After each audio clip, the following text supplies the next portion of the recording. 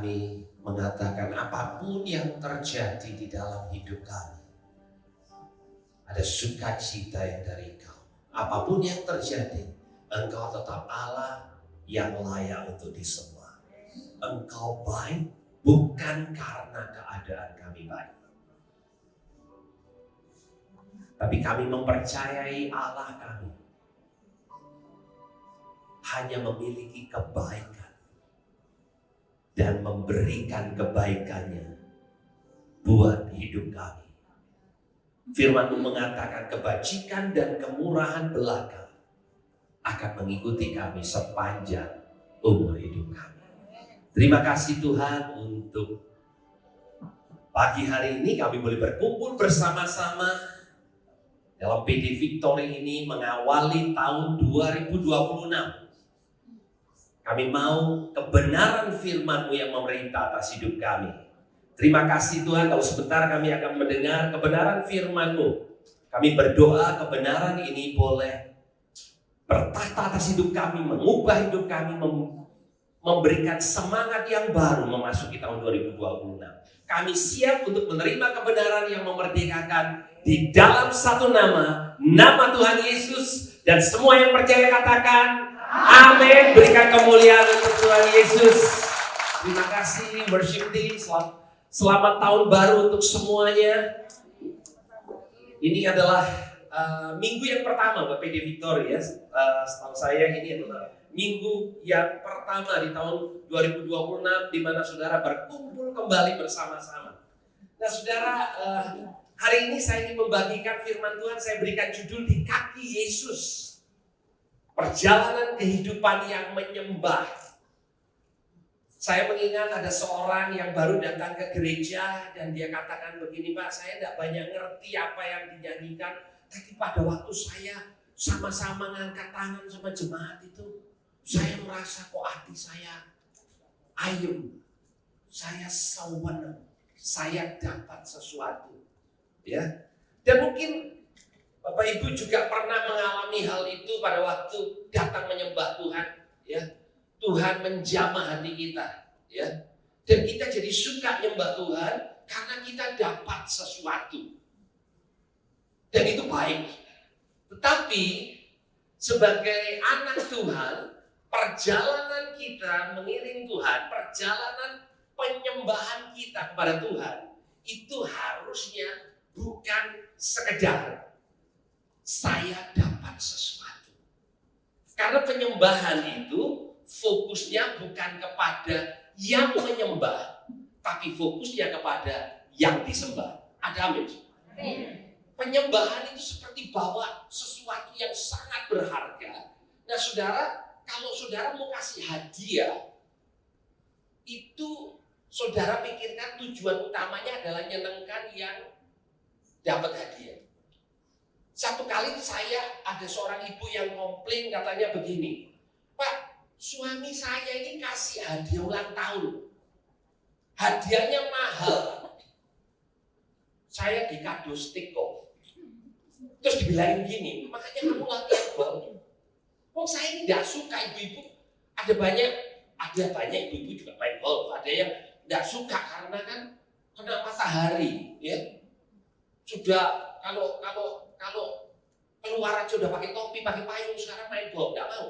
Jadi ibunya ini mengatakan begini, ya buat apa saya dikado stick golf? Oh saya tidak main golf.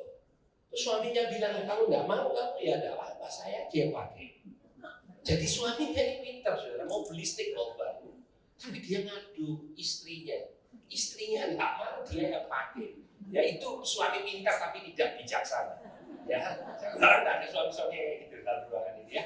Oke, nah sebenarnya pada waktu kita bicara tentang penyembahan, hari ini kita belajar dari dua orang wanita. Ya. Saya menemukan di hampir semua persekutuan, bahkan di gereja.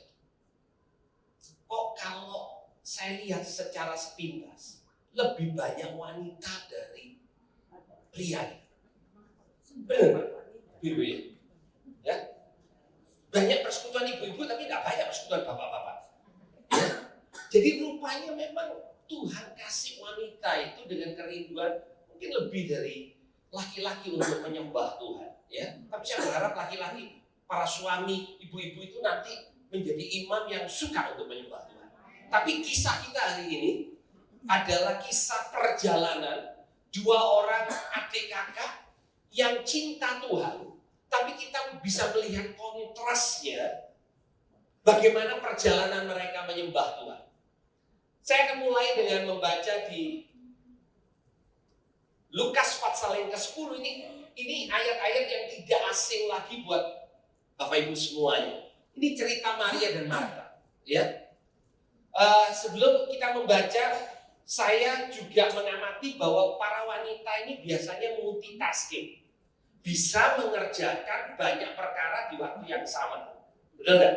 Sambil masak, terus kemudian ada teleponnya di sini, gitu ya. Kalau ibu-ibu muda sambil gendong baby, bisa.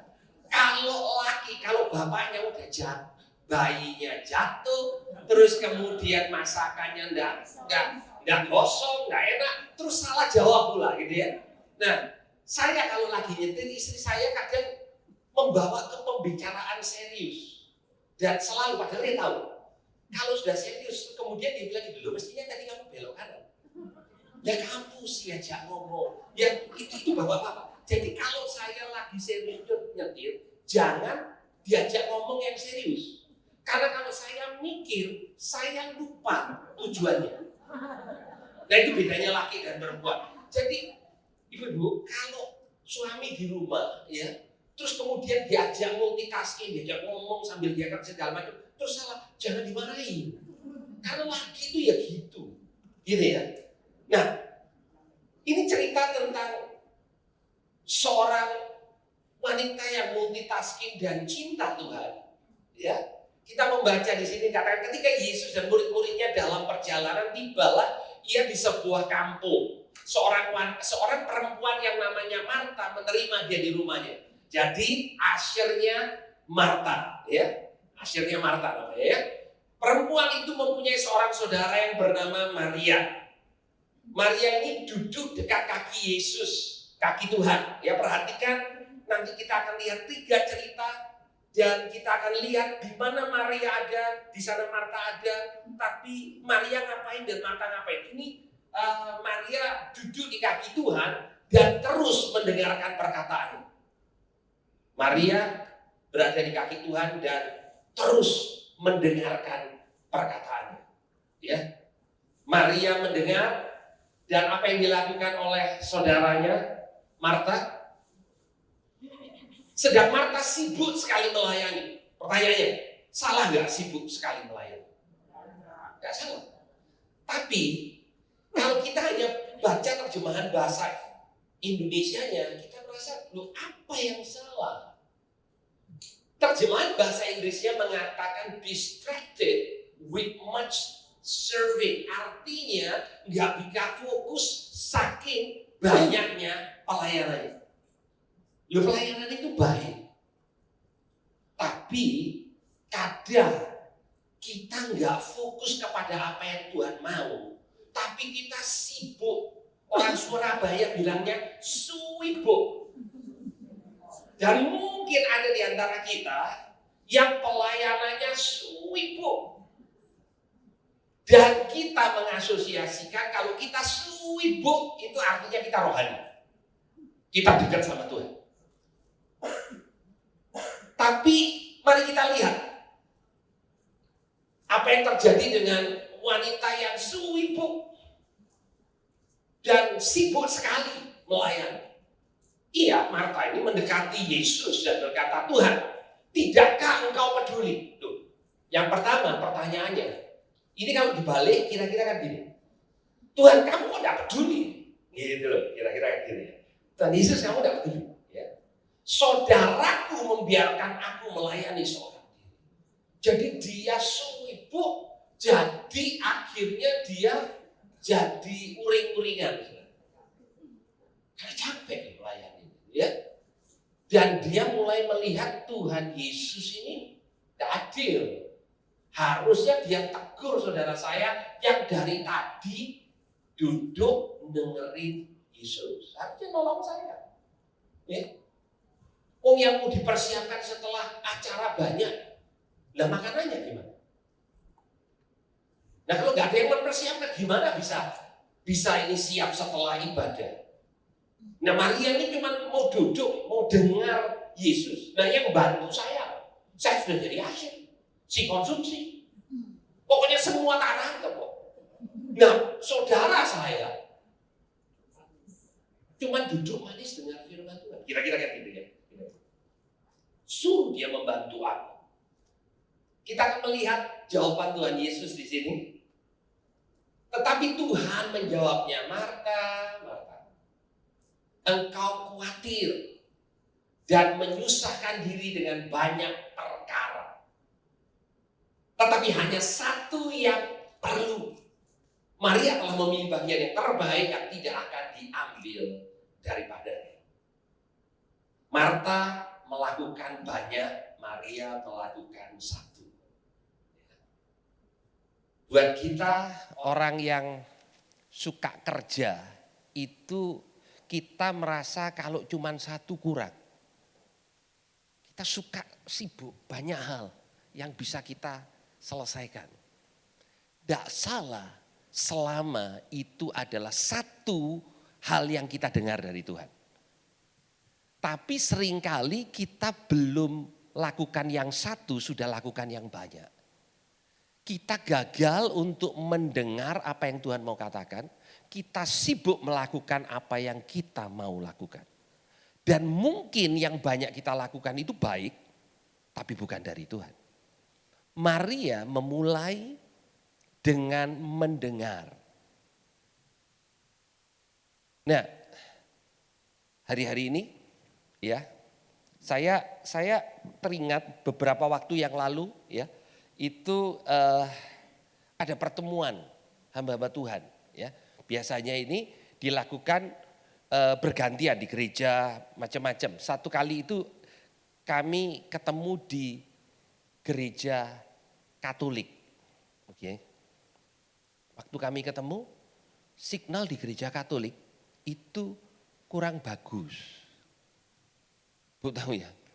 Terus kemudian kita diajak ke auditoriumnya gitu. Ini udah lama. Nama romonya Romo Haryanto ya. Terus dia bergurau dengan para pendeta. Dia satu-satunya Romo Katolik, yang lain pendeta Kristen. Terus dia bilang gini, Bapak-bapak, di gereja Katolik kalau lagi ibadah itu di ruang ibadah tidak ada sinyal HP. Kita langsung, kita mau jemaat fokus untuk ibadah sama Tuhan. Dalam hati kita mengatakan begini, baik juga idenya. Saya bikin survei dulu, siapa yang merasa bagus juga loh ya kalau ibadah kita tidak main HP, siapa yang merasa itu bagus? Nah, agak hati-hati kan jawab ya. Oke. Nah, terus dia bilang begini, itu sebabnya Romo Haryanto itu saat ini sudah Tuhan panggil ya. Ya, pada waktu itu dia bilang gini, itu sebabnya beberapa jemaat kami pindah ke gereja bapak-bapak. Soalnya di sana sinyal HP-nya kuat. Di sini tidak ada sinyal HP. Pada waktu saya pulang, saya dengan teman saya ini bilang begini, gimana kalau kita coba di gereja ya?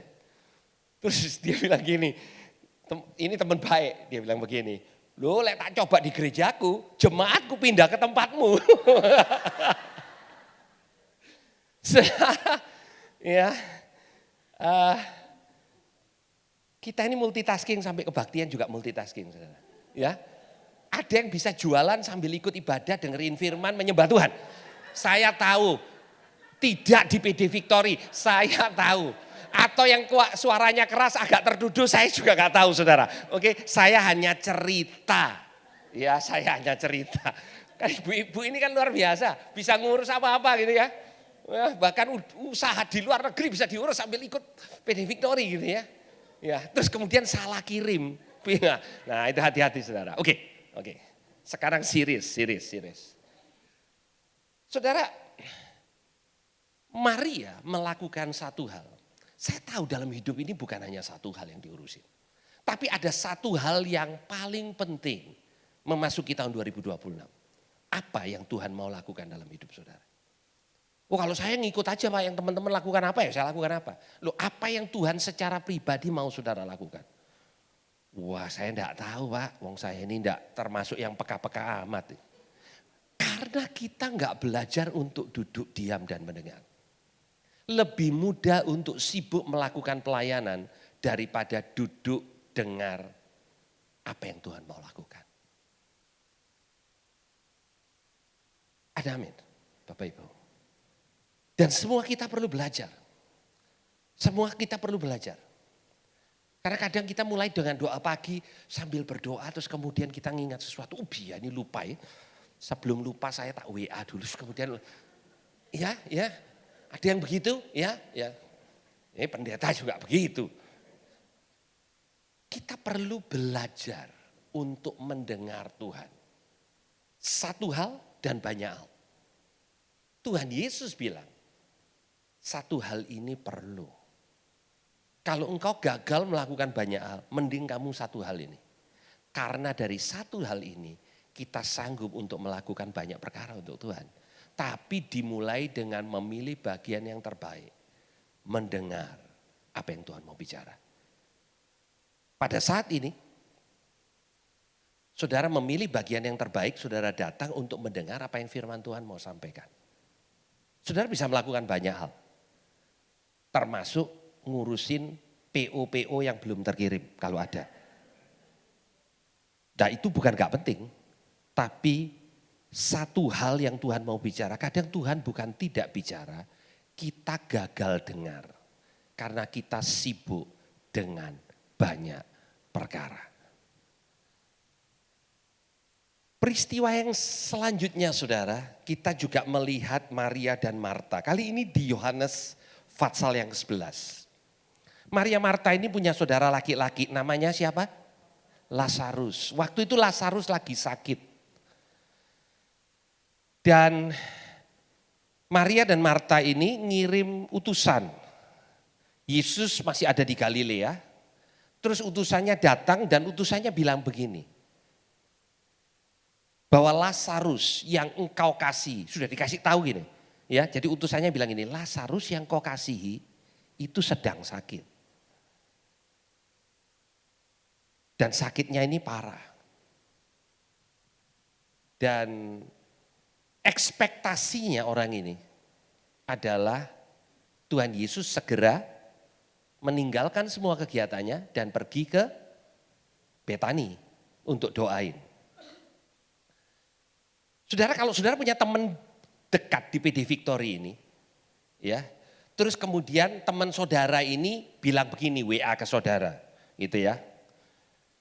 Tolong doain dong, saya ini lagi opname di rumah sakit. Oke sih, tapi tolong doain ya supaya saya cepat sembuh. Nah, saya kasih tahu saudara, itu artinya satu. Dia memang minta saudara doain. Dan yang kedua yang tidak tertulis adalah, ya le Isa ya kamu kunjungono aku di rumah sakit loh. Gitu kira-kira. Wong rumahmu ya dekat 5 menit dari rumah sakit. Kira-kira, tapi itu enggak ditulis. Terus dia opname saudara 1 minggu. Keluar, saudara enggak muncul. Kira-kira gimana? Dia merasa gini, katanya teman baik, pelayanan sama-sama. Saya masuk rumah sakit 1 minggu, lain kalau sehari besok keluar, belum sempat sudah keluar. Ya toh? Loh ini 1 minggu kok enggak dikunjungi. Terus dia bilang begini sama saudara, loh soalnya sis bilangnya baik-baik saja, enggak apa-apa, ya sudah, ya tak pikir baik-baik aja. Saudara mengatakan, waduh ini kurang dekat ini teman ini. Iya toh? Ini bukan opnam di rumah sakit kena DB saudara. Ini lagi sakit keras. Okay? Dan kemudian Tuhan Yesus memutuskan tinggal 2 hari lagi. Ya, ini orang sudah kritis saudara. Perjalanannya Dari Galilea ke Betani. Itu jauh loh saudara. Sudah jauh, ini orang kritis, sakit keras. Tuhan Yesus menunda 2 hari. Sehingga pada waktu Tuhan Yesus berangkat ke Betania, Lazarus sudah mati. Ya, dan Lazarus sudah dimakamkan di dalam goa. Saya tahu saudara semua cinta Tuhan. Tapi kalau saudara di dalam posisinya Maria Marta, saudara kecewa enggak? Saya mau kita jujur ya. Semua orang jujur di sini kan. Siapa yang mengatakan, Pak, kalau saya tahu Tuhan Yesus malah nunda 2 hari, Pak. Baru datang. Ngomongnya dia mengasihi Lazarus. Saya kecewa. Siapa di antara saudara yang kecewa?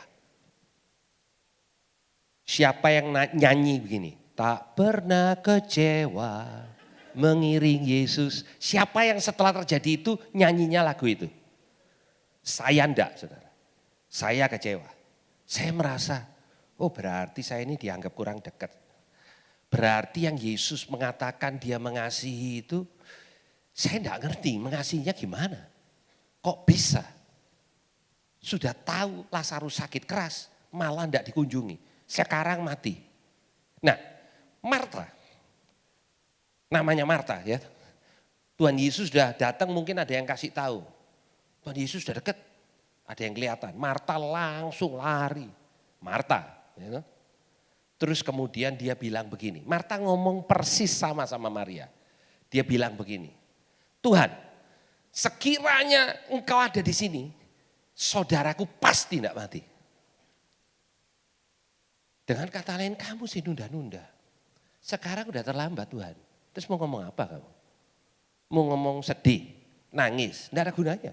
Sudah mati. Oke? Nah, yang tadi itu ada banyak tambahan saya. Marta tidak ngomong begitu. Itu saya yang nambahin. Oke?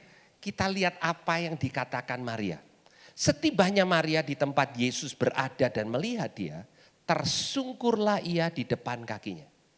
Dan berkata kepadanya, Tuhan, sekiranya engkau ada di sini, saudaraku pasti tidak mati. Kalau saudara cek perkataan Maria dan Marta persis sama. Cuman Maria tersungkur di kaki Yesus. Dengan kata lain, Maria mengatakan, engkau tetap Tuhan, aku tetap menyembah engkau, tapi jujur aku tidak mengerti kenapa ini terjadi dalam hidupku. That's worship, saudara. Kalau saudara tadi menyembah Tuhan, karena kemarin baru ada berkat besar. Kalau hari ini saudara tidak nyembah Tuhan, ya nemen saudara. Tapi, kalau saudara mengalami keadaan buruk, dan saudara tidak ngerti. Kalau saya di posisi Maria dan Marta, saya tidak ngerti. Sampai Lazarus bangkit, baru saya, oh ternyata. Andai kata kita dalam hidup ini semuanya kita ngerti. Kebaikan Tuhan dan cara Tuhan memproses hidup kita. Kita tidak kecewa saudara. Tapi kadang Tuhan izinkan ada kekecewaan datang dalam hidup kita.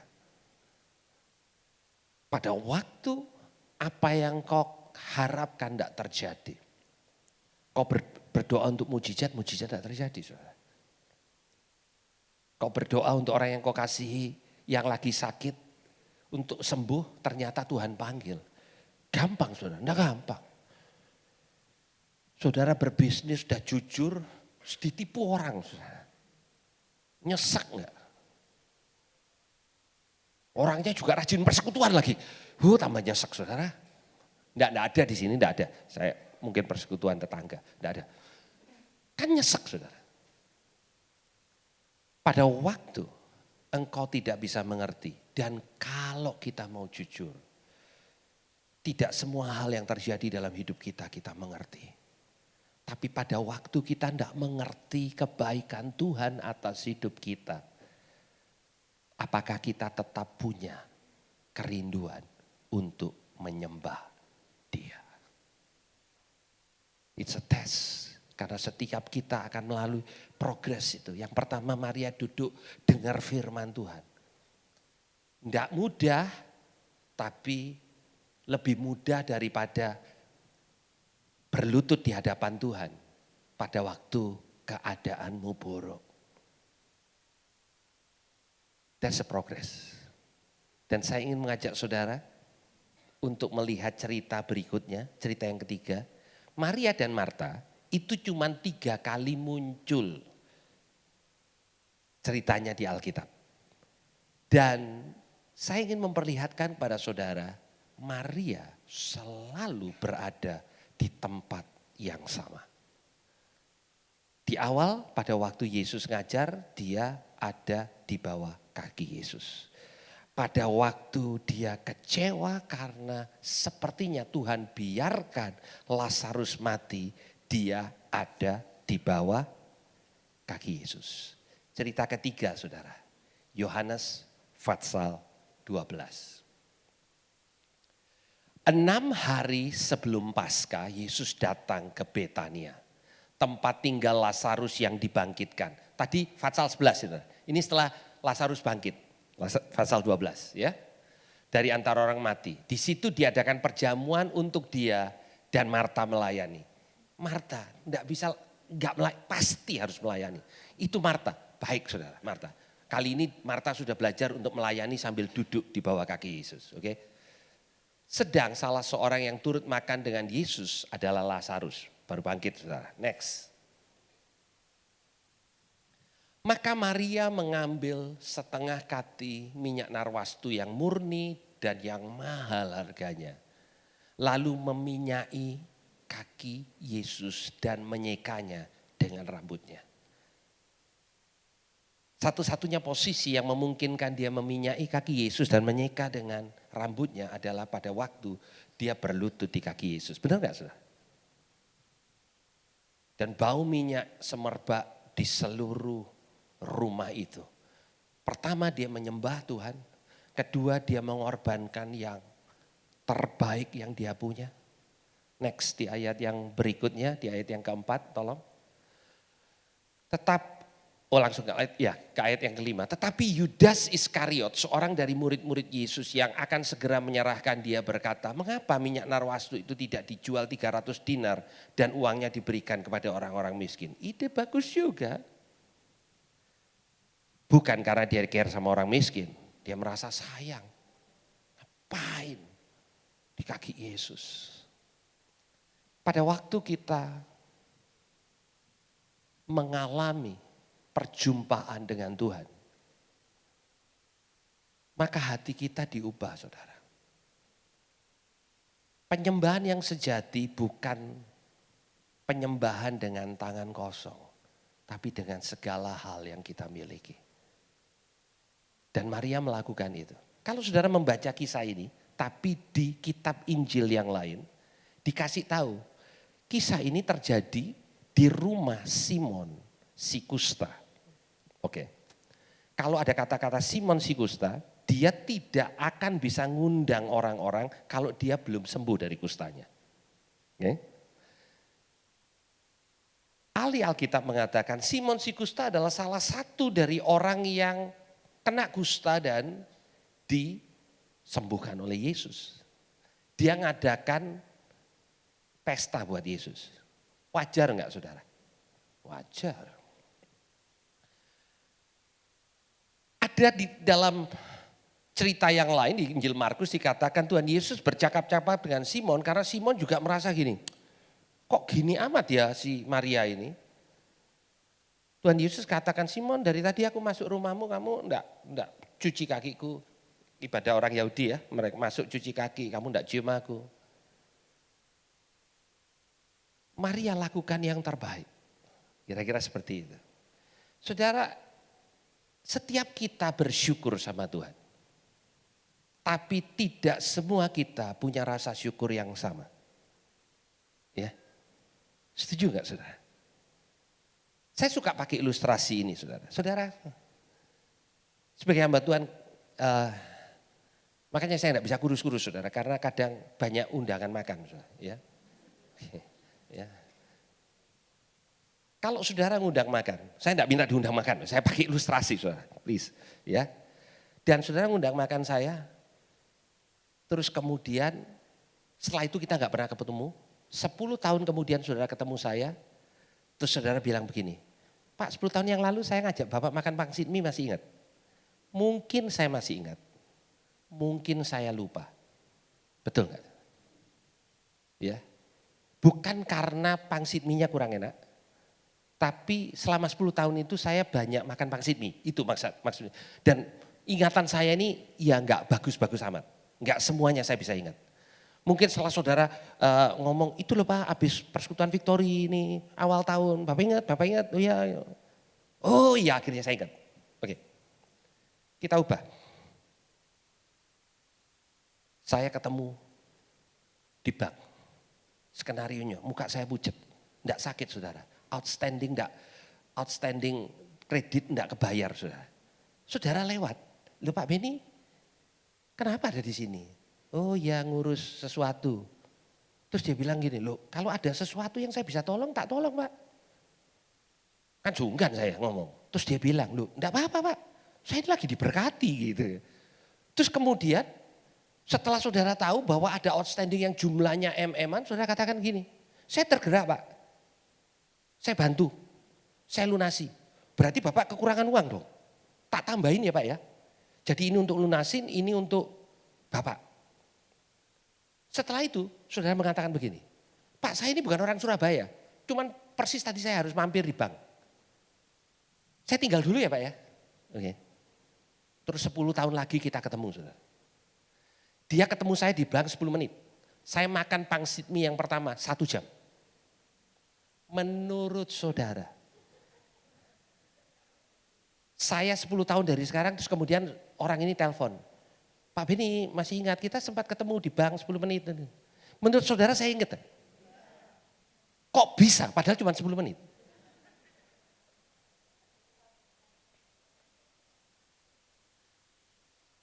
Kembali kepada cerita kita saudara. Simon si kusta ini berterima kasih enggak sama Tuhan Yesus? Berterima kasih wong diundang makan saudara. Maria berterima kasih enggak sama Tuhan Yesus? Terima kasih. Saya enggak tahu, Alkitab tidak mengatakan mana lebih kaya. Tapi Maria itu memberikan yang terbaik yang dia punya. Simon buat pesta yang bagus juga. Tapi ya Tuhan Yesus bilang, Simon cara kamu memperlakukan aku ini beda. Penyembahan kepada Tuhan itu memberi yang terbaik dalam kehidupan kita. Dan bukan sekedar nilai nominal. Saudara pada waktu tadi saya menyembah Tuhan. Saya diingatkan saudara pada waktu saya baru awal-awal menggembalakan.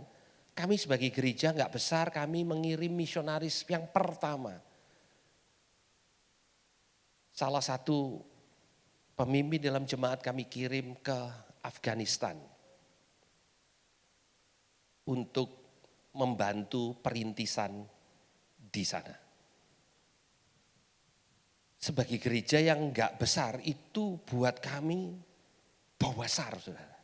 Saya menantang jemaat saudara. Ya.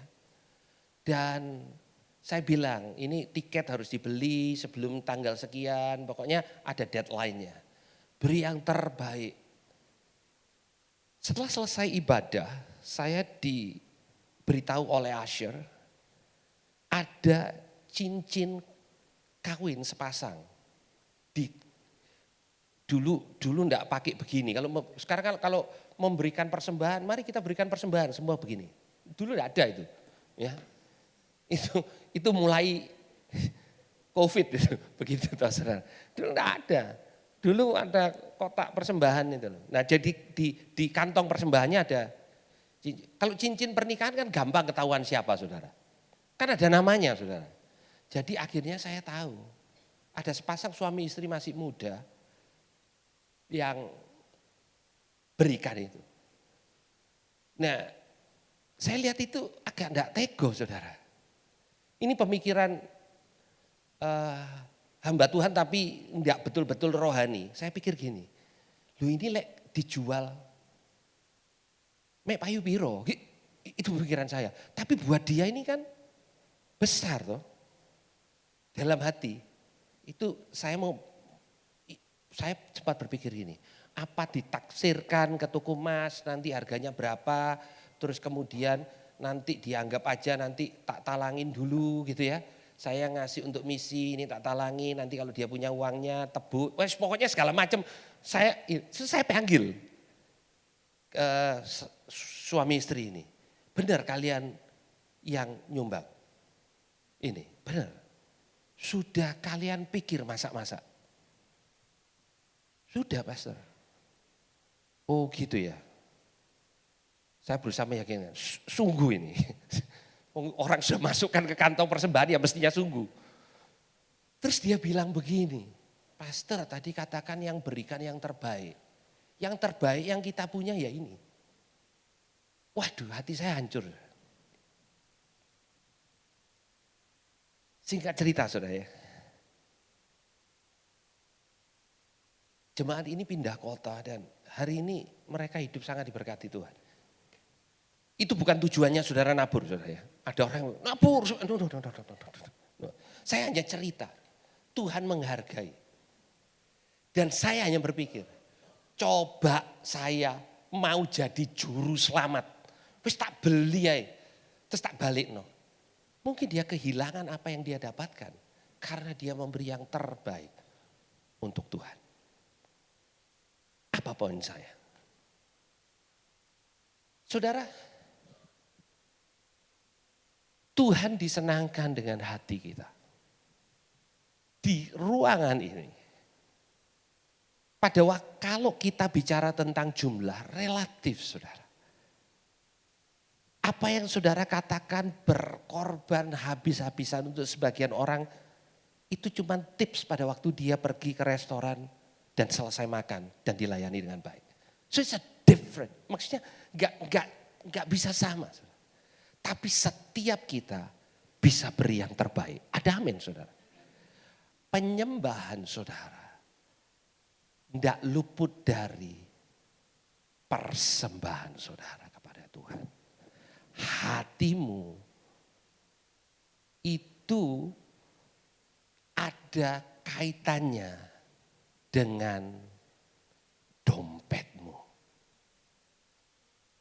Di mana hartamu berada, di situ hatimu berada. Kalau saudara tidak suka prinsip itu protes sama Tuhan Yesus, jangan protes sama saya. Saudara hari ini kita belajar dari kehidupan Maria. 3 kali dia muncul di dalam Alkitab. Pertama, dia duduk di kaki Yesus mendengar. Dan itu penting, setiap kita perlu belajar untuk mendengar dan duduk di kaki Yesus. Izinkan dia bicara lewat waktu teduh saudara. Lewat waktu di mana saudara mengatakan saya sisihkan yang lain. Saya hanya mau mendengar apa yang Tuhan mau sampaikan buat hidup saya. Penyembahan juga berarti pada waktu saudara kecewa. Pada waktu saudara tidak mengerti. Pada waktu semuanya sepertinya it doesn't make sense. Gak masuk akal Tuhan, aku udah gini kok keadaanku gini. Apakah saudara tetap menyembah dia? Dan penyembahan sejati itu keluar dari hati. Dan juga memberi yang terbaik. Pada waktu saudara mengasihi seseorang, saudara tidak hitung-hitungan untuk orang itu. Benar gak saudara? Dan saya ingin kasih cerita, saya suka cerita saudara ya. Karena cerita itu biasanya nyantol. Saudara sebelum saya jadi hamba Tuhan, saya kerja di bank asing saudara. Sudah lama saudara. Dan ada staf saya, jadi kita ini sering kali dapat kiriman dari nasabah. Dulu belum banyak bakery yang enak-enak, belum banyak saudara. Jadi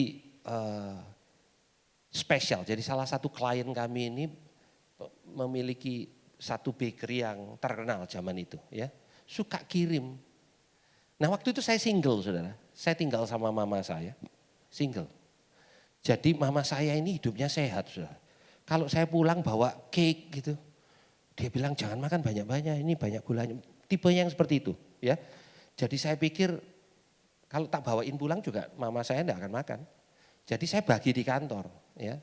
Dan saya punya staf satu di kantor saudara, setiap kali dia dapat cake, dia bilang begini sama saya, Pak saya enggak suka makan cake Pak. Saya bawa pulang ya Pak ya untuk anak saya. Oke. Waktu itu saya single, saya enggak ngerti. Slow atau mungkin laki ya kurang, ya itu tadi. Enggak dong saya. Tiba-tiba saya dong, oh mungkin dia suka cuman karena semua ambil satu. Ya mending dia dari makan, dia bawain anaknya gitu loh. Tapi saya kan belum sure toh. Jadi pada waktu ada cake berikutnya datang, saya bilang begini, ini untuk anakmu bawa pulang. Tapi kalau kamu mau, yaudah silakan ambil lagi satu. Tiba-tiba dia suka makan cake saudara. Dan baru saya dong, itu hatinya mama. Buat dia lebih baik anaknya yang makan daripada dia yang makan. Pada waktu saudara mengasihi seseorang, saudara rela berkorban untuk berikan kepada orang itu. Kalau kami lagi keluar kota, saya makan enak sama istri saya, selalu istri saya yang ngomong gini, coba wadah anak-anak ya, ini pasti si James pasti seneng ini. Ya, selalu. Dia yang ngomong gitu, karena dia sayang sama anak-anak. Pada waktu saudara mengatakan saudara mengasihi Tuhan. Dan saudara hitung-hitungan sama Tuhan. Mungkin saudara enggak sungguh-sungguh mengasihi Tuhan. Saudara, Simon si Kusta itu mengasihi Yesus, dia undang, makan di rumahnya, buatin pesta. Tapi Maria bagian daripada penyembahannya memberi yang terbaik. Saya berharap di dalam setiap kehidupan kita, bukan karena keadaan mudah saudara. Bukan karena kita sedang eksesif, berlimpah semua ada. Tidak tahu gimana, tidak tahu apa lagi, oh ya wis, tidak apa-apa wis. Kita kasih untuk pekerjaan Tuhan. Bukan karena itu, tapi karena hati kita yang begitu mengasihi Tuhan, maka kita berikan yang terbaik. Sebagian saudara memberikan uang itu lebih mudah, memberikan waktu yang susah. Sebagian kita memberikan waktu lebih oke, memberikan keuangan kita ini loh, kita waduh, jok lah Tuhan. Tapi yang Tuhan mau, Tuhan tidak butuh uang saudara. Tuhan mau hati saudara yang keluar kepada Dia. Lewat apa yang saudara miliki. Lewat penyembahan saudara. Dan itu menyenangkan hati Tuhan. Saya berharap Jemaat PD Victory kita belajar untuk menyembah lewat mendengar. Kita belajar untuk menyembah sewaktu keadaan tidak baik. Dan kita tetap belajar untuk menyembah dengan memberi yang terbaik. Tim musik boleh maju ke depan. Ada lagu lama yang saya ingat, takkan pernah ku bawa selain yang terbaik. Ya, saya enggak terlalu hafal liriknya, tapi mungkin kalau bisa dicarikan, saya mengundang jemaat untuk bersama-sama kita menyanyikan lagu ini sebagai penyembahan kita di hadapan Tuhan di awal tahun 2026. Takkan pernah ku bawa selain yang terbaik. Apapun keadaan kami pada siang hari ini. Apapun yang kami sedang lewati hari-hari ini Tuhan. Kami declare, kami perkatakan bahwa Engkau adalah Allah yang baik. Engkau adalah Allah yang layak untuk kami sembah. Kami menyembah Engkau sewaktu keadaan kami baik. Kami menyembah Engkau sekalipun kami masih mengalami perkara yang tidak baik. Kami menyembah Engkau pada waktu kami mengerti kebaikan-Mu dengan jelas. Kami menyembah Engkau pada waktu kami tidak mengerti perkara yang terjadi atas hidup kami. Kami menyembah Engkau dengan membawa yang terbaik dari hidup kami. Karena Engkau layak untuk menerima setiap yang terbaik. Ajar kami seperti Maria Tuhan. Apapun fase hidup kami ditemukan di bawah kaki Yesus. Terima kasih Tuhan untuk siang hari ini. Terima kasih untuk firman-Mu. Dan biar sungguh-sungguh firman-Mu boleh tertanam kuat dalam hati kami masing-masing. Di dalam nama Tuhan Yesus. Haleluya. Amin. Berikan kemuliaan untuk Tuhan Yesus.